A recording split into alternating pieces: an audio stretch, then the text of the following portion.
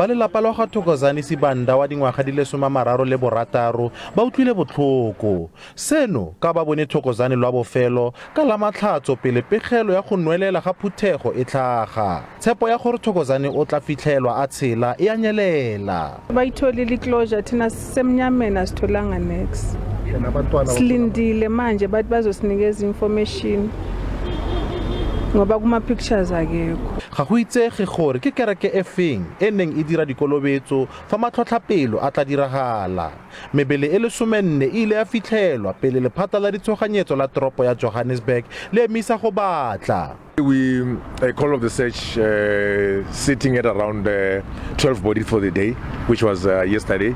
We are told that we might have, rainfall most parts of the day since we saw it earlier on in the morning. So we'll look at those weather patterns and see whether it will be safe for us to send our rescue, search and rescue operations teams in along the Juskei river stream to continue with our search. Balelapa la ga Thokozani ba re batla ipakanyetsa phitlho fela fa mmele wa gagwe o ka bonwa. Offense Stimo, SABC News, Johannesburg.